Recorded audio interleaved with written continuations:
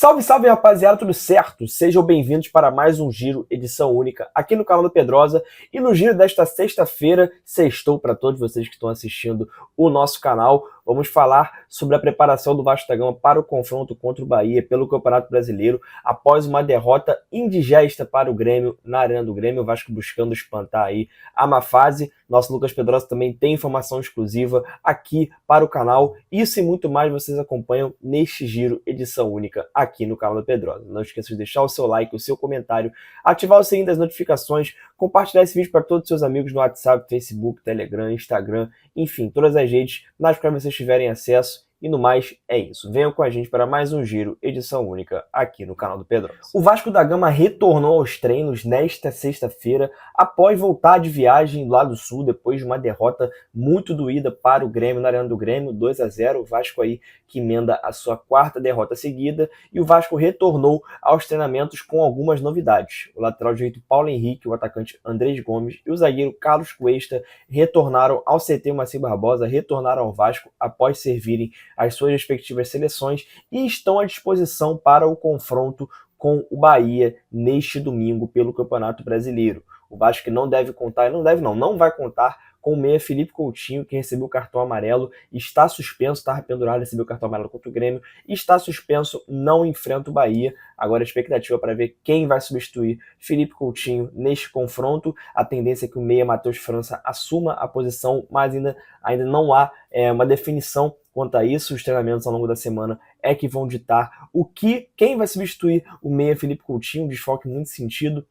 Nossa referência técnica, capitão na ausência de Pablo Verratti, jogador aí que é uma das lideranças do elenco. Enfim, agora é aguardar, esperar as próximas sessões de treinamento para ver qual será o time que o Vasco vai levar a campo contra o Bahia. Um confronto aí muito mais do que decisivo. O Vasco precisando pontuar, precisando aí vencer para alcançar logo a pontuação de corte, para poder ficar tranquilo no campeonato sem o fantasma do rebaixamento que para alguns, voltou a assombrar, Enfim, agora é aguardar os próximos treinamentos. E após o Vasco alcançar a sua quarta derrota seguida no Campeonato Brasileiro, surgiram muitas especulações, muito bafafá na imprensa, entre os torcedores, enfim, de que tem um clima ruim dentro do elenco, de que jogadores e comissão técnica estão em atrito, que os jogadores estão em conflito entre si, está tendo briga, desentendimento, enfim, a gente sabe muito bem que quando uma fase ruim desse jeito vem em um clube grande como o Vasco da Gama, as teorias da conspiração normalmente surgem, as pautas são levantadas,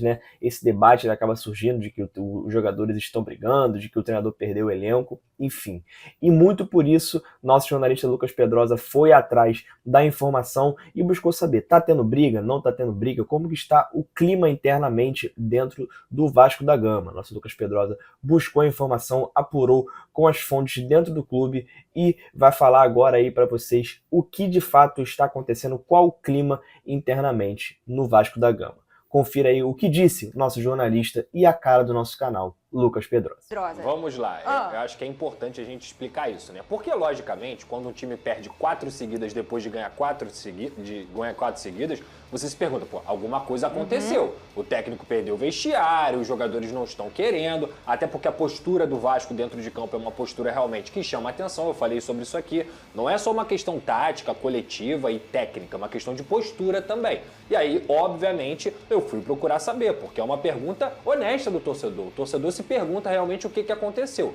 E, cara, o que eu posso trazer para vocês é que qualquer tipo de insinuação de que há crise nas lideranças do Vasco da Gama, ela não procede. Respeito à opinião, à informação de todos os colegas que podem cobrir o Vasco da Gama, mas se há alguém insatisfeito dentro do grupo, pelo que eu apurei não só com a parte do clube, mas também com as minhas informações e as minhas entradas em relação a esse grupo de jogadores, logicamente não há nenhum tipo de crise entre os líderes. Pode ter um jogador aqui que não está jogando, pode ter outro jogador aqui que não está jogando que está insatisfeito. Mas assim, se o jogador que não está jogando não estiver insatisfeito, tem alguma coisa errada com ele. Ele está acomodado. Então, obviamente, o que eu posso passar para vocês aqui é que não tem crise. Há uma detecção que a postura, a linguagem corporal desses jogadores mudou. Há também parece uma zona de conforto depois deles terem conseguido os 42 pontos, mas eles têm todo o respaldo possível da diretoria, eles estão com o salário em dia, eles estão com os voos fretados acontecendo, o Vasco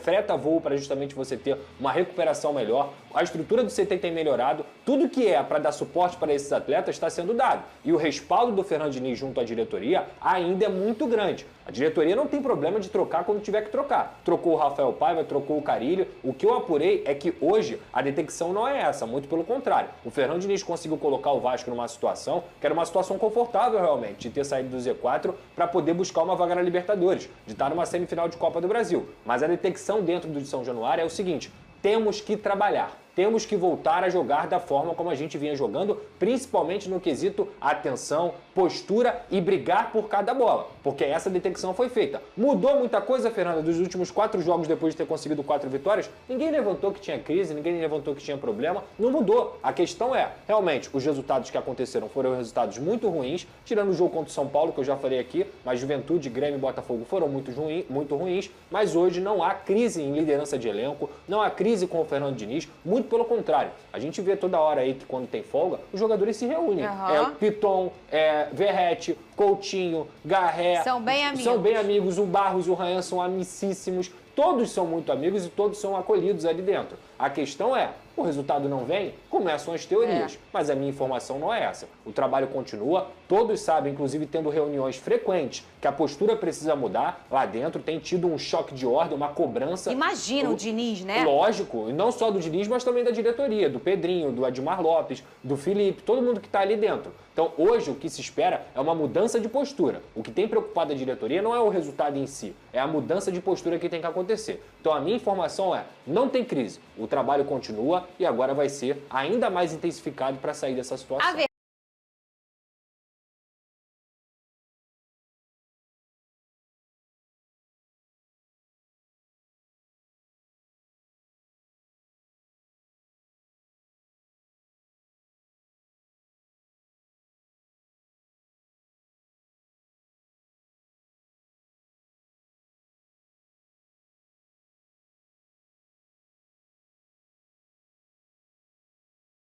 Ó, a GoCase está com promoção rolando lá no site dela e com o cupom Pedrosa você tem desconto, tá? É esse tipo de copo aqui, ó, copo do gigante. E hoje, cara, olha só, esse aqui é sacanagem, tá? Sabe qual é o nome desse copo aqui? É o Verratti, filho. Olha o tamanho dele, doidão. Olha esse copo, mano, térmico. Aí, ó, com tampinha. Você abre aqui, ó, bebe água aqui de boa. É coisa linda, na GoCase, personalizado, tá? Com a resposta histórica. E a GoCase, cara?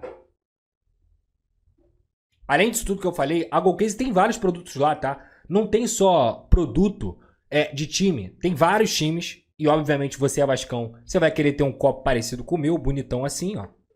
Irado. Mas também tem produtos normais, tem marmiteira, tem mochila, tem mala, tem tudo. A GoCase é uma marca completa, licenciada do Vasco da Gama. E com o cupom Pedrosa, você tem a oportunidade de garantir o desconto também. Clica no link da descrição ou também no QR Code que está aqui na sua tela e que fica passando aqui no canal do Pedrosa, GoCase. Lembrando, você me ajuda, ajuda o Vasco e ajuda a GoCase também, utilizando o cupom Pedrosa, beleza? E além disso, claro, a nossa grande parceira KTO. Um beijo pra KTO, tamo junto. Só clicar aqui na tela, aqui no QR Code, para você fazer seu jogo, sempre com muita responsabilidade. É proibido para menores de 18 anos e não é para jogar o que você não tem, pelo amor de Deus. Não vai jogar conta de luz, não vai jogar, é para brincar, para você se divertir, é dinheiro sobrando. Se você tiver um dinheiro sobrando e quiser fazer uma brincadeira, vá lá na KTO e utilize também o cupom Pedrosa lá na KTO, beleza? Falando ainda sobre o elenco do Vasco da Gama, nosso Lucas Pedrosa tem uma informação exclusiva sobre a renovação de atacante Ryan com o Vasco da Gama. Como estão essas negociações, em que pé isso está? O Vasco que busca ampliar o vínculo do atacante para se proteger de assédios de clubes da Europa e também para se fortalecer, para evitar perder o jogador aí em final de contrato, visto que o Ryan ia chegar no seu último ano de contrato agora em 2026 e o Vasco busca aí a extensão deste vínculo. E o nosso Lucas Pedrosa tem uma informação muito importante sobre esse assunto, sobre essa temática envolvendo a nossa joia, a nossa principal revelação em muito tempo, o atacante Ryan. Enfim, confira o que o nosso Lucas Pedrosa traz de informação, trouxe de informação para vocês. Confira. Vasco Pedrosa, tem informações sobre a renovação do Ryan, do Vasco? Tem informação exclusiva que a gente pode trazer aqui. Lembra quando eu trouxe que o Vasco apresentaria um projeto para ele ficar 5 anos e ficar dentro do Vasco para que não fosse para a Europa, bater e voltar e que ele conseguisse se maturar aqui? A informação que eu tenho é que dentro dessas conversas o Vasco tem encaminhado uma renovação com o Ryan até dezembro de 2028, ou seja, seriam mais 3 anos de contrato.